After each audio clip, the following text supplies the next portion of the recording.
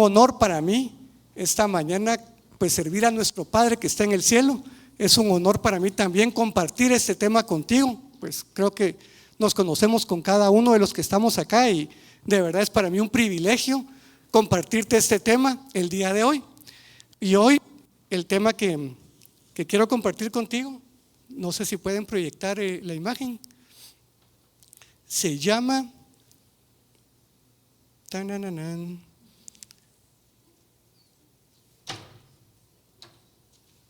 ahí está, gloria a Dios. El tema que vamos a compartir este día se llama el camino de Caín, el error de Balaam y la contradicción de Coré. Así se llama el tema. Pero antes de compartirte el tema, quiero hacer una pequeña aclaración, y es que yo no te traigo un estudio teológico profundo de este tema. Por supuesto que el tema se presta para estudio y te exhorto, si tú quieres estudiar el tema, te exhorto a que lo hagas y que busques en tu palabra y que hagas tu propio estudio. Estoy seguro que el Señor te va a hablar acerca de este tema, pero yo no traigo un tema teológico, un estudio profundo. Lo que te traigo hoy es lo que el Señor me ha mostrado a mí, de lo que hay en mi corazón respecto a ese tema. Y el propósito de traerlo es que el Señor te muestre a ti lo que hay en tu corazón respecto a ese tema. Así que con esta aclaración dicha, vamos a iniciar respecto a este tema. Vamos a comenzar ubicándolo en la Biblia, en la palabra de Dios. Y este tema, el camino de Caín, el error de Balaam y la contradicción de Coré, lo encontramos en el libro de Judas. Judas es el penúltimo libro de la Biblia, está justo antes de Apocalipsis, si lo quieres buscar, y lo encontramos en el versículo 11, del único capítulo de Judas, no tiene más. Así que si lo quieres estudiar, no te vas a tardar mucho, o tal vez sí, pero por favor, búscalo ahí en tu palabra, en tu Biblia, el versículo 11, ahí está el tema. La carta de Judas fue escrita aproximadamente entre los años 60 y 80 después de Cristo. Según lo que pude investigar, los estudiosos de la palabra más afines a temas teológicos que a temas históricos lo ubican entre el 65 y el 70 después de Cristo, es decir, un poquito antes de la destrucción de Jerusalén por parte de Tito, el emperador romano. ¿Esto qué quiere decir? Quiere decir que fue escrita en la segunda parte del primer siglo después de Cristo, hace como 2000 años. Pero quiero hacerte esta pequeña observación. Cuando Judas la escribió, seguramente él tenía a alguien en su mente, ¿verdad? ¿Cómo crees tú que eran esas personas, esos hermanos que estaban en el corazón de Judas cuando él escribió esa carta? ¿Cómo crees tú que eran? ¿No sabes? Yo tampoco, pero sí sé esto. Sí sé que lo más probable eran como tú y como yo y como el hermano que tienes al lado. ¿Y cómo sé esto? Porque fíjate que el Espíritu Santo lo dejó allí en la Biblia y durante estos 2000 años allí ha estado escrito. ¿Por qué? Porque Él ha servido a todos los que hemos creído en Cristo desde la primera época, desde la iglesia primitiva y estos 2000 años y hoy acá en Casa Josué. ¿Qué te quiero decir con esto? Pues que está escrita para ti y para mí. ¿Por qué? Porque nos es necesario. Ahora, quisiera compartir contigo que en el versículo 1, en Judas 1:1, dice así: Judas, siervo de Jesucristo y hermano de Jacobo. Y escucha esto: a los llamados, santificados en Dios Padre y guardados en Jesucristo. ¿Hay aquí algún llamado? ¿Hay aquí algún santificado en Dios Padre? Gloria a Dios. Doy gracias por la vida de mi hermana Raiz, que rapidito levanta la mano. ¿Hay aquí algún guardado en Jesucristo? Amén. Somos nosotros, mis hermanos. Si tenías duda, la carta fue escrita para ti y fue escrita con un mensaje. Es un mensaje que nos es súper necesario. Más que un mensaje, es una amonestación. Si tienes tu Biblia Reina Valera 60, ahí en tu Biblia seguro vas a encontrar un título entre el versículo 2 y el versículo 3 que dice falsos maestros y falsas doctrinas. No sé si lo puedes ver, pero ahí dice. Y en el versículo 3, en Judas 3, está escrito el propósito de esta carta o libro de Judas. Y dice, le voy a pedir a mi hermano Juan José si nos puede leer el versículo 3 del único capítulo de Judas. Amados, por la gran solicitud que tenía de escribiros acerca de nuestra común salvación, me ha sido necesario escribiros exhortándoos que contendáis ardientemente por la fe que ha sido una vez dada a los santos. Amén. Gracias, Juan José. Fíjate lo que está subrayado. Esta carta fue escrita para exhortarnos que contendamos ardientemente por la fe. Yo quiero aclarar que este contender ardientemente por la fe no significa que nos peleemos enojados con otros hermanos por causa de temas doctrinales. ¿Verdad que no? ¿A quién le ha pasado que escucha algo pero no se trata ni de enojarnos ni de pelearnos? ¿Sabes de qué se trata? De guardar nuestros corazones de esas falsas doctrinas y esos falsos maestros y proclamar la verdad de la palabra de Dios conforme la palabra de Dios. Amén. No es pelearse, no es enojarse, pero sí guardar en nuestros corazones la santidad de nuestro Padre que está en el cielo. Amén. Eso es lo primero. Pero el versículo 4, un versículo después, hay algo todavía más importante y le voy a pedir a Juan José si nos puede leer Judas 1:4.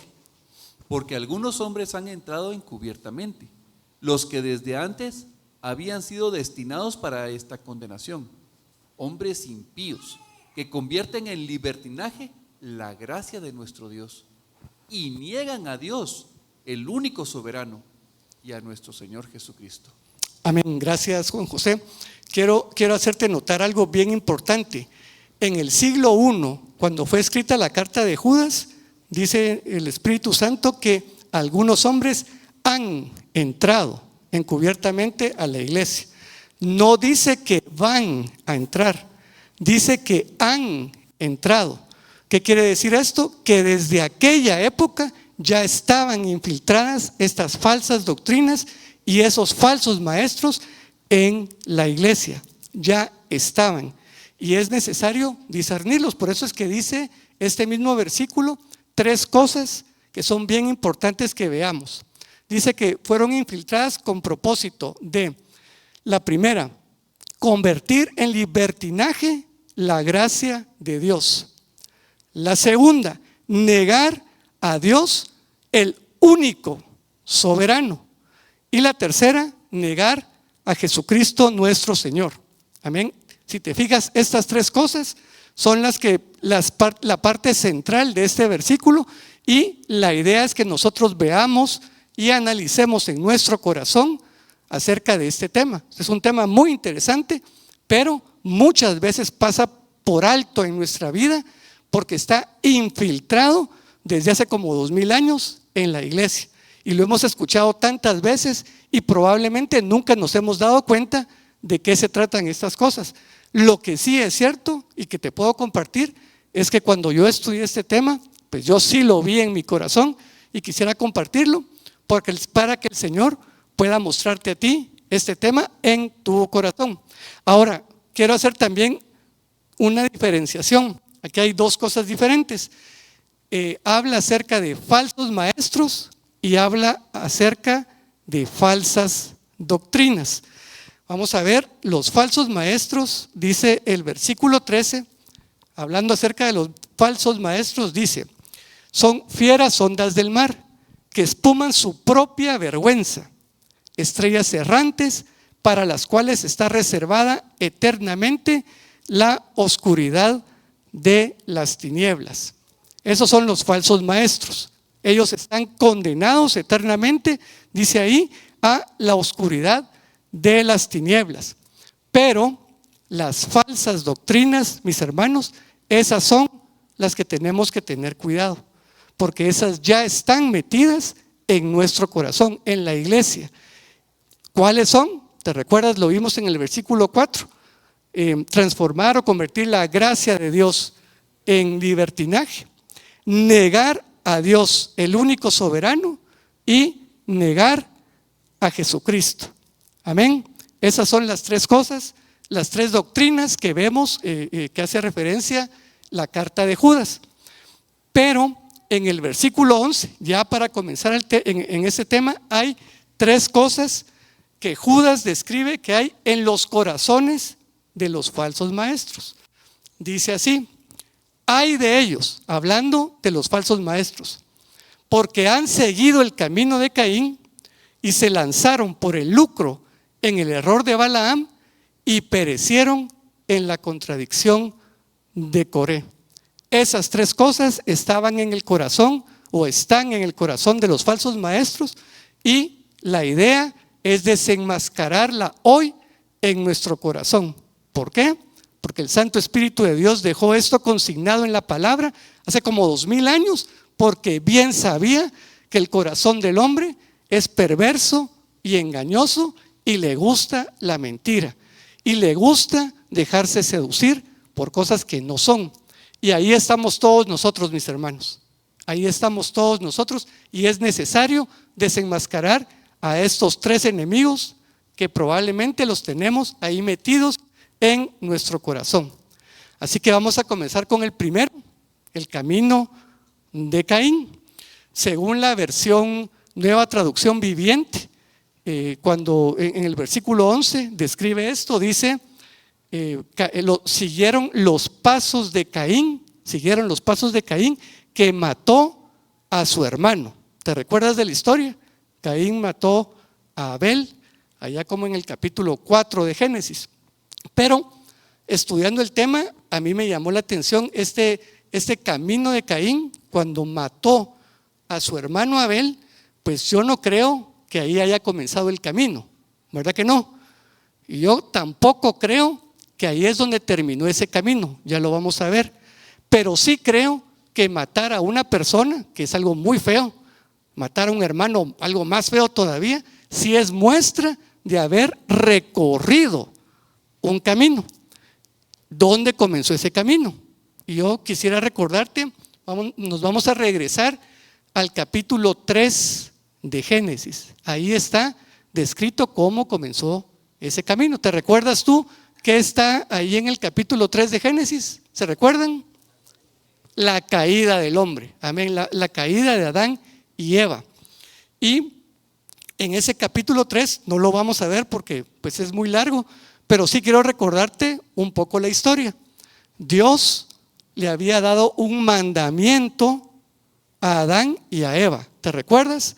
Del árbol del conocimiento del bien y del mal no comerás, porque el día que de él comieres ciertamente morirás. Un mandamiento. ¿Para qué dio el Señor ese mandamiento?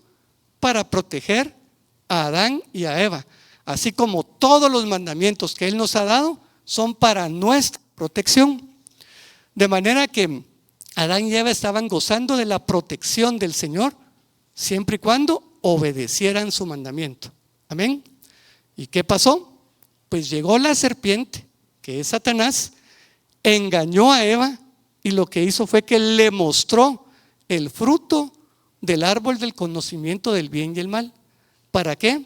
Para que ella lo viera, viéndolo lo codiciara, codiciándolo lo comiera, comiéndolo lo compartiera con Adán, y de esa forma sacar a Adán y a Eva de la protección de Dios. Y así le caía el juicio de Dios a Adán y a Eva. Qué maquiavélico este tipo, pero mis hermanos, así es como él funciona. Y cuando engañó a Eva, pues Eva vio el fruto, comió, le dio a Adán, Adán también comió, y pues ustedes se recordarán que el Señor le preguntó a ellos se les fueron abiertos sus ojos, dice la palabra, vieron que estaban desnudos, ¿y qué les pasó? Se llenaron de vergüenza. Eso es lo que dice la palabra. Pero el tema de hoy, y lo que yo quiero que tú te enfoques, es que el Señor, cuando ocurrió esto, dictó una especie de sentencia ahí en el capítulo 3 de Génesis. Más o menos a partir del versículo 14 hay una sentencia en contra de la serpiente, en contra de la mujer y en contra de Adán. Y en la sentencia que él dictó en contra de Adán, hay una parte que fue la que me interesó a mí y es la que te quiero compartir. Está en Génesis 3, versículo 17. Por favor, Juan José. Y el hombre dijo: por cuanto obedeciste a la voz de tu mujer y comiste del árbol del que te mandé diciendo: no comerás de él, maldita será la tierra por tu causa, con dolor comerás de ella todos los días de tu vida. Amén. Gracias, Juan José.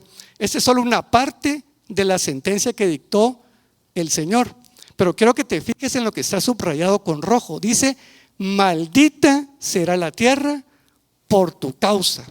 Es decir, hay una maldición en la tierra a causa del pecado de Adán, pero a causa del pecado en general hay una maldición.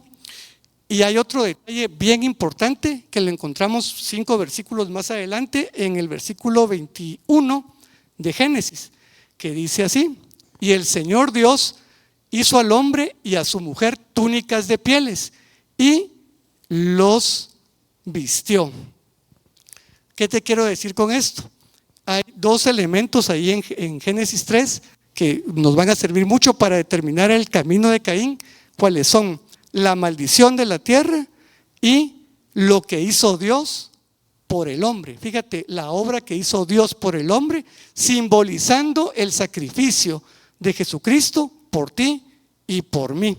Un inocente, un animalito inocente, tuvo que ser muerto para cubrir la vergüenza de Adán y Eva. El animalito no hizo nada, pero Adán y Eva sentían vergüenza por su pecado. Así que 2 cosas. La primera, la tierra maldita. La segunda, el símbolo de Jesucristo a través del sacrificio de un inocente. Y ahora sí, comenzamos con el camino de Adán. ¿Dónde comenzó Adán ese camino para llegar a matar a su hermano? Dice el capítulo 4 de Génesis que Caín y Abel se presentaron delante de Dios. Se presentaron a hacer ofrenda. Dice que Caín ofrendó el fruto de su trabajo. Caín era agricultor. Tranquilo, César, no. Era agricultor, ¿verdad? Se dedicaba a cultivar la tierra y le presentó a Dios el fruto de su trabajo. Pero Abel dice que le presentó a Dios en ofrenda lo mejor de los primogénitos de las ovejas de su rebaño, significando con eso que Abel estaba presentando a Dios, le estaba ofrendando a Dios, significando el sacrificio de Jesucristo, cordero sin mancha, perfecto, inocente, que dio su vida por ti y por mí, que está arriba a la diestra del Padre, que esperamos su regreso, que anhelamos su venida y que queremos ser transformados a su imagen. ¿Te das cuenta lo que se dio cuenta Abel? Abel estaba ofreciendo a Dios lo que Dios hizo por nosotros, pero Caín le estaba ofreciendo a Dios lo que las obras que él hizo, las obras de sus manos, el resultado de su esfuerzo. Mi hermano, ¿qué quiere decir esto? Quiere decir que Caín no quiso recibir la obra justificadora, redentora y santificadora que Dios hizo, sino que prefirió ofrecerle a Dios sus propias obras. Y aquí, mis hermanos, es la primera reflexión de este día. ¿Cuál de estos 2 eres tú? Como Abel, ofreciéndole a tu Padre que está en el cielo la obra que Él hizo por ti, o como Caín, ofreciéndole a Dios tus propias obras. Mis hermanos, este tema es muy fuerte porque la verdad es que pasa inadvertido a nosotros, pero te quiero ayudar con unas poquitas preguntas. ¿Cuánto tiempo le dedicas tú en el día a indagar, acerca de la voluntad de Dios para tu vida. ¿Cuánto tiempo le dedicas tú al día para indagar qué es lo que se necesita para presentarse delante de Dios?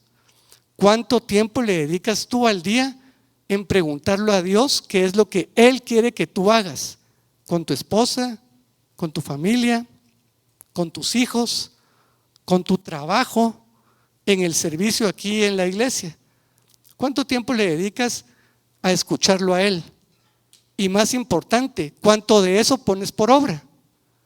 Y ahora te pregunto, ¿cuánto tiempo le dedicas a tus propios planes?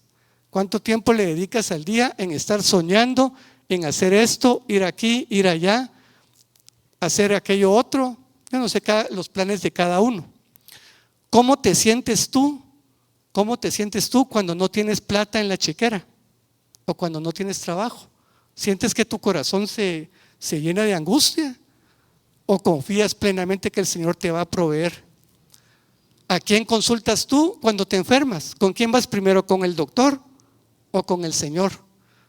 Estas son unas cuantas cosas, mis hermanos, que nos ocurren porque, ¿sabes qué?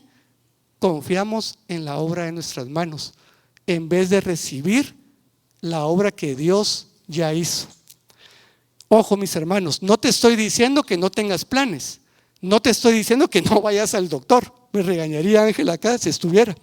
Tenemos que ir y el Señor nos ha puesto cosas, pero ¿sabes qué? La pregunta de fondo es: ¿cuál es tu prioridad? ¿Qué pones tú en primer lugar? ¿La obra que Dios hizo por ti o la obra que tú quieres hacer? Así como Caín, él quiso presentarle a Dios la obra de sus manos. Y mis hermanos, al día de hoy, nosotros queremos presentarle a Dios la obra de nuestras manos. Así que si te sientes identificado, yo también. Así es, aquí en nuestro corazón está eso. Pero el camino de Caín no se quedó ahí, todavía siguió más. Y me llamó mucho la atención cuando Dios le habló a Caín y le dijo: mira, ¿qué hiciste? Mataste a tu hermano. ¿Y te recuerdas tú qué hizo Caín? Se hizo el loco, ¿verdad? Yo no soy el cuidador de mi hermano. ¿Sabes qué es eso? Eso se llama esconder su pecado. Eso se llama esconderse de la presencia de Dios. Y aquí hay otra reflexión bien importante. Mis hermanos, ¿qué hacemos cuando nuestro Padre nos redarguye? ¿Qué haces tú cuando el Santo Espíritu de Dios te muestra algún pecado en el cual tú estás? ¿Vas y lo confiesas? ¿Vas y le pides perdón al que ofendiste? ¿Vas y restituyes lo que hiciste? ¿O te justificas delante de Dios y das excusas y das razones por qué hiciste lo que hiciste? ¿Cuál de estas dos? Y esa es una reflexión muy tremenda, mis hermanos, porque todavía forma parte del camino de Caín. Una cosa que está en el corazón de los falsos maestros y está metido en la iglesia desde hace 2000 años, mis hermanos. ¿En el cual estás tú? Fíjate que hay un detalle muy interesante acerca de Caín respecto a lo que él hizo cuando fue confrontado por el Señor. Dice Génesis 4:14 que Caín le dijo estas palabras al Señor. Por favor, Juan José. Génesis 4:14. He aquí me echas hoy de la tierra, y de tu presencia me esconderé, y seré errante y extranjero en la tierra. Y sucederá que cualquiera que me hallare me matará. Caín, mis hermanos, qué tremendo. Ahí está tratando de manipular al Señor. Es que me van a matar. Entonces, en vez de reconocer su pecado, en vez de confesarle al Señor, Señor, voy a tener que andar errante en la tierra y me van a matar. Pues esa es la consecuencia de tu pecado, ¿verdad? Pero ¿qué hizo Caín? Caín simple y sencillamente negó la consecuencia y trató de manipular a Dios. Ahora, hay otro detalle bien interesante, y es que el Señor, cuando Caín le dijo esto, le puso una marca. ¿Te recuerdas? Le puso una marca y le dijo: mira, cualquiera que te mate será castigado 7 veces. ¿Por qué hizo esto el Señor? Porque estaba elongando su gracia, elongando su misericordia. ¿Para qué? para que Caín se arrepintiera, reconociera su error y le pidiera perdón a Dios. Pero ¿qué hizo Caín? Yo lo ignoro. En la palabra nunca he encontrado nada que me dé pistas que se haya arrepentido, confesado y pedido perdón a Dios. Pero sí encuentro en la palabra que su camino es un camino que termina mal. ¿Qué pasó con las personas que escucharon a Caín estas palabras? ¿Qué pasó con las personas que recibieron este mensaje? Y en la palabra de Dios, unos versículos más adelante, está registrado que el tataranieto de Caín, un tal Lamec, dijo a sus esposas, dice que tenía 2 esposas. Es el primer caso de bigamia registrado en la historia. Le dijo Lamec a sus mujeres, Ada y Sila. O sea, era bígamo y feo los nombres de las esposas. Oíd mi voz, mujeres de Lamec, escuchad mi dicho, que un varón mataré por mi herida y un joven por mi golpe. Si 7 veces será vengado Caín, Lamec en verdad 70 veces 7 lo será. ¿Qué está diciendo Lamec? Primero, está enarbolando la venganza como la venganza por propia mano, como su bandera. Segundo, está diciendo, bueno, si me hacen algo, a ustedes les va a ir peor. Mis hermanos, en buen chapín, eso se llama columpiarse en la gracia. Igualito como dijo el versículo 4 de Judas, ¿verdad? Transformar la gracia de Dios en libertinaje.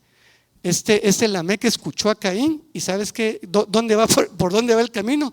Ya va el camino en que no me importa que lo que yo haga, porque entonces Dios te va a castigar a ti. Y esta es la última reflexión acerca del camino de Caín, mis hermanos. ¿Cuántas veces nos hemos columpiado nosotros en la gracia de Dios? ¿Cuántas veces te has columpiado tú? Una cosa es cometer un error. Aquí todos hemos cometido errores, ¿verdad? ¿Hay alguno que no haya cometido algún error? Todos hemos pecado. Pero algo muy diferente es justificarme de mi pecado y justificar y confiar en la gracia de Dios para seguir pecando. Mis hermanos, si alguna vez te ha pasado esto, así es, está metido en nuestro corazón y necesitamos ser limpios de este camino de Caín que nos pervierte. Amén. Ese es el primero, el camino de Caín. Hay un segundo, ¿te recuerdas cuál era? El error de Balaam. Amén. El error de Balaam lo encontramos nosotros en el capítulo 22 de Números. Tal vez para refrescarnos un poco, ¿se recuerdan ustedes quién era Balaam? ¿Alguien se recuerda quién era Balaam? ¿No? Balaam era un profeta. Ahí en Números 22 encontramos su historia.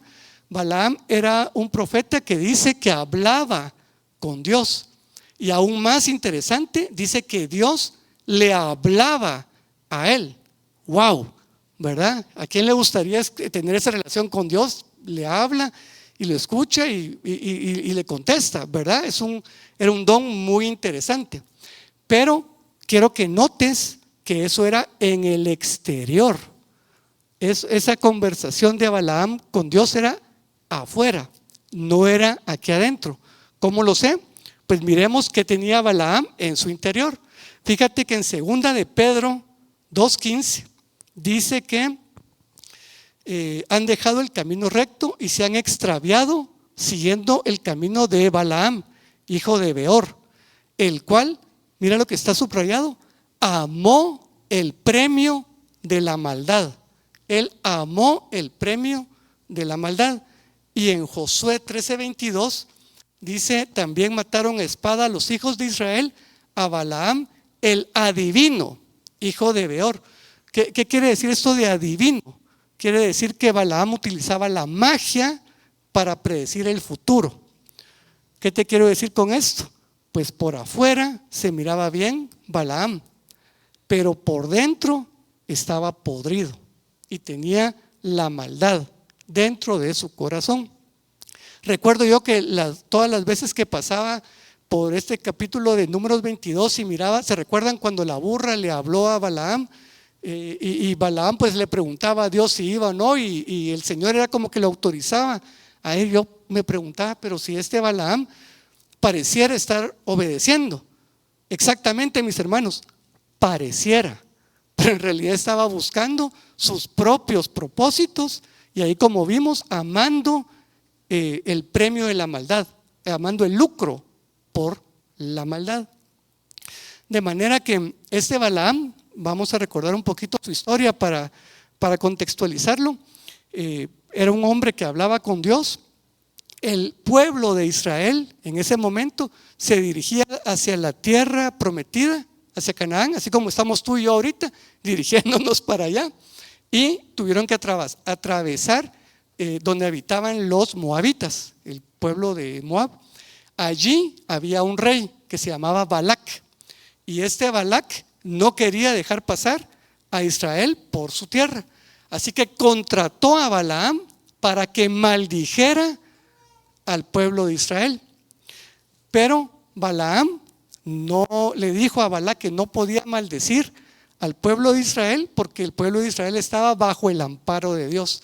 Es decir, si lo maldecía, como que le reviraba, ¿verdad? Y no iba a obtener lo que él quería.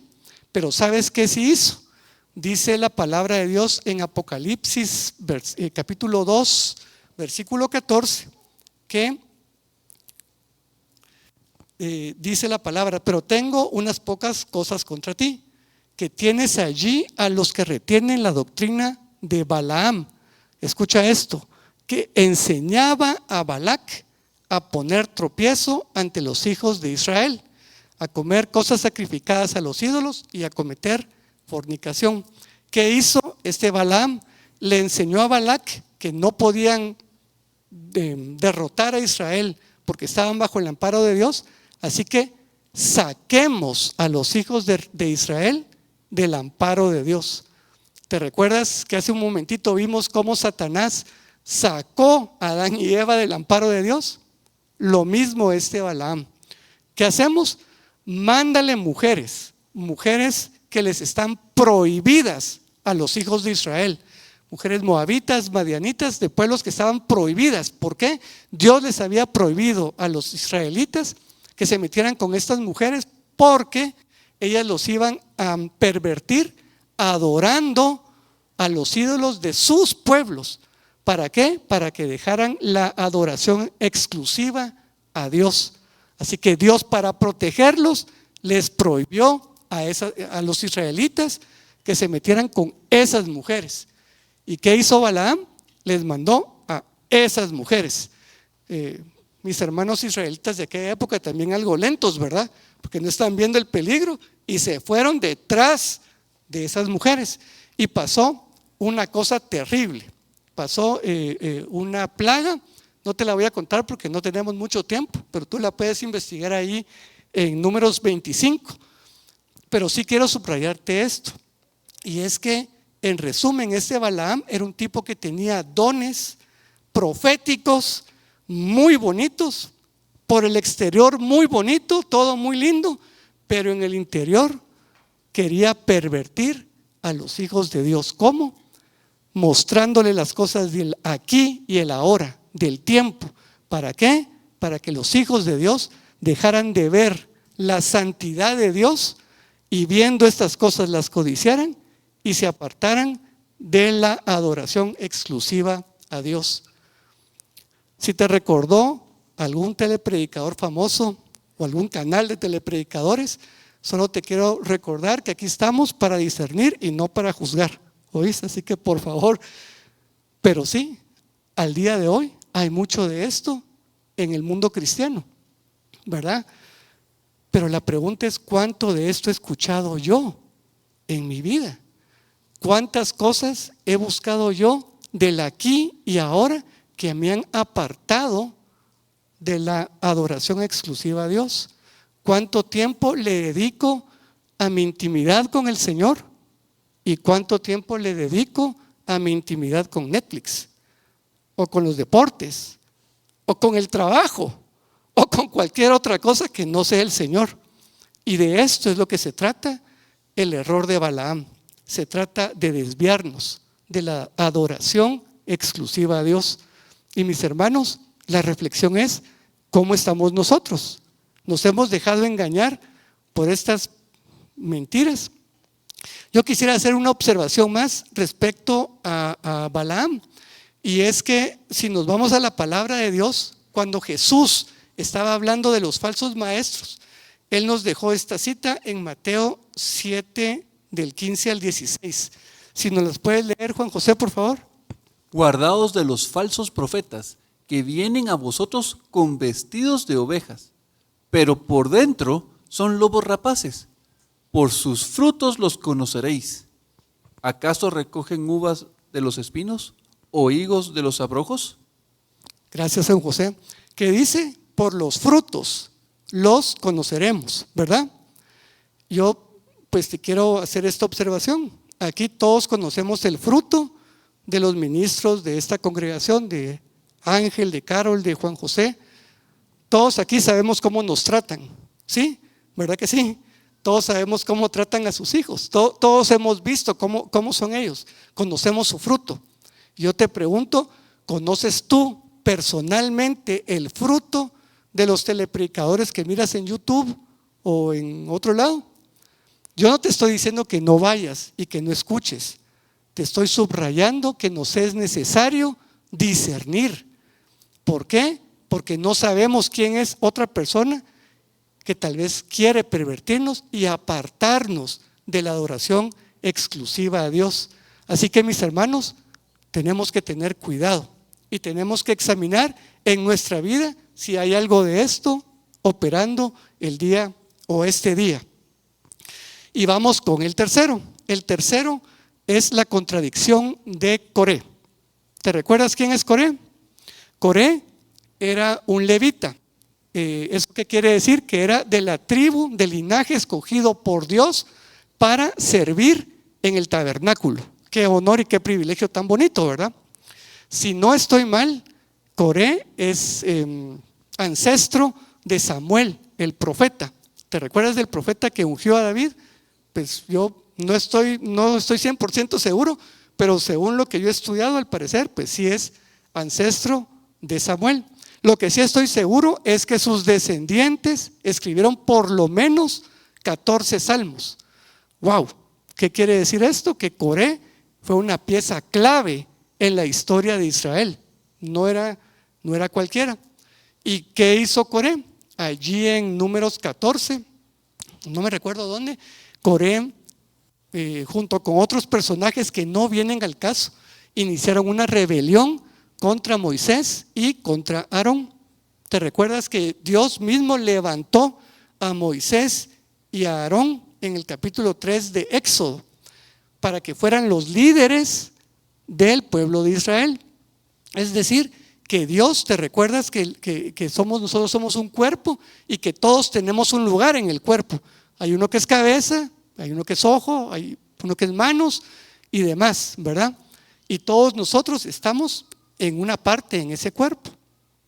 Pero este Coré no estaba de acuerdo con que fueran Moisés y Aarón, sino que él con otros personajes ahí iniciaron una rebelión y se justificaron diciendo lo siguiente. Esto está en en Números 16:3. Por favor, Juan José. Y se juntaron contra Moisés y Aarón y les dijeron: basta ya de vosotros, porque toda la congregación, todos ellos son santos, y en medio de ellos está Jehová. ¿Por qué pues os levantáis vosotros sobre la congregación del Señor? Gracias, Juan José. Fíjate lo que decía este Coré: todos aquí somos santos. ¿Por qué hay uno que dirige? Pues Coré, porque Dios lo puso ahí. Esa es la explicación. Pero el tema, mis hermanos, es hoy en nuestros corazones. ¿Cómo estamos con este tema? ¿Cómo estamos con la sujeción a nuestras autoridades, en especial aquí en la iglesia? La verdad me duele decirlo, pero yo he escuchado quejas que la alabanza se tarda mucho, que la alabanza se tarda muy poquito, que el hermano de la prédica es muy aburrido, que el hermano de la prédica mucho lo regaña a uno, que el hermano a cargo de la coinonía comienza muy temprano, que el hermano a cargo de la coinonía comienza muy tarde. Mis hermanos, ¿por qué no nos disfrutamos de la presencia de Dios y nos gozamos de su santidad? Pero este Coré, ¿sabes qué hizo? Murmuró y se llevó con él a 250 jefes de familias israelitas en su murmuración. ¿Qué les pasó a estos? Dice la palabra de Dios que a Coré y a los otros que conspiraron, si no me recuerdo mal, les cayó fuego de Dios, los consumió, a otros se los tragó la tierra. Pero quiero subrayar que los hijos de Coré, ellos no, ellos decidieron adorar a Dios. Y hoy yo te exhorto, mi hermano, mi hermana, todas estas cosas nos quieren apartar de Dios y de su santidad y de verlo a Él. Pero tenemos esperanza porque Él tiene misericordia de nosotros. Él lo que quiere no es que perezcamos. Si vemos algo de esto en nuestro corazón, Él lo que quiere es que nos arrepintamos. Y Él hoy lo que quiere es exactamente eso. Que si hay algo de eso en tu corazón, que si tienes tú algo del camino de Caín, confiar en tus propias obras, o si tienes algo del error de Balaam, escuchar doctrinas falsas, o si tienes algo de la contradicción de Coré, que es la murmuración, pues hoy tú puedes entregársela a Dios, pedir perdón, ser limpio y ser transformado. Pero no lo vamos a hacer conforme lo que nosotros pensamos. ¿Sabes qué vamos a hacer? Le vamos a pedir a nuestro Señor, a Jesús. Dice en Juan 10:27, mis ovejas, ¿qué dice? Oyen mi voz y yo las conozco. ¿Y qué dice? Me siguen. Yo por eso hoy te voy a pedir, vamos a orar, le voy a pedir a mis hermanos de la alabanza que me acompañen, pero le vamos a pedir al Señor que con su Santo Espíritu nos muestre qué es lo que Él quiere que tú y yo le entreguemos hoy. ¿Te parece? Así que yo te pido que ahí donde estás, por favor, cierres tus ojos, dejes de lado toda distracción y nos pongamos delante de nuestro Padre Santo, que nos pongamos delante de Él. Y ahí donde estás, vamos a orar y vamos a pedirle que Él nos muestre. Amén. Padre Santo, Padre eterno, Rey de la gloria, en el nombre de Jesús, esta mañana Casa Josué se presenta delante de ti, Señor. Cada uno por nombre, Padre, necesitados de ti, necesitados, Padre bueno, que tú nos escudriñes, necesitados, Padre bueno, que tú disciernas lo que hay dentro de nosotros, en nuestros pensamientos, en las intenciones de nuestro corazón. Por favor, Padre, ven a nosotros y redargúyenos, Señor. Muéstranos aquello que tú quieres que te entreguemos hoy, Padre. ¿Qué es lo que tú quieres? Yo te pido, Padre, que a cada uno por nombre le muestres, Señor, qué es lo que tú quieres, qué es lo que tú quieres que te entreguemos, Señor.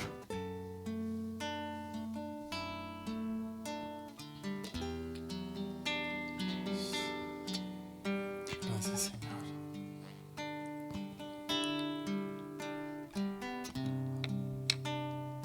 Reconocemos nuestro pecado, Señor.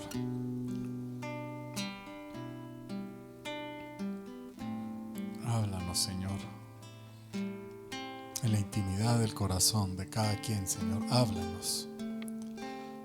Reconozco que pecado, que en mi vida he transgredido las palabras que tú has dado para bendecirme a mí.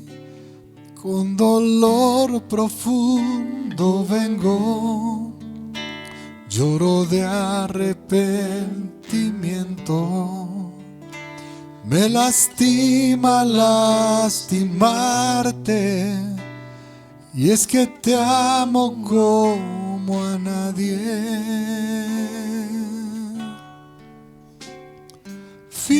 Fiel y justo eres tú. Perdona mis pecados y limpia mi maldad. Fiel y justo eres tú. Perdona mis pecados y limpia toda mi maldad. Así es, Padre. Te pedimos perdón, Señor, porque ciertamente nos hemos equivocado y te hemos lastimado, Padre. Te pedimos perdón, Señor, porque hemos dejado que la mentira gobierne en nuestros corazones, Señor. Nos hemos involucrado, Padre, con cosas que te desagradan y no hemos priorizado tu amor y tu misericordia, sino que nos hemos equivocado, Padre. Perdónanos, por favor. Perdona a cada uno según te hemos confesado nuestro pecado, Señor, y límpianos, por favor. Límpianos con la sangre preciosa de tu Hijo Jesús. Consume, Señor, nuestro pecado. Por favor, Padre, consúmelo todo con tu fuego. Límpianos y haznos de nuevo, Señor, a la imagen de tu Hijo Jesús. Haznos de nuevo, Señor, por favor.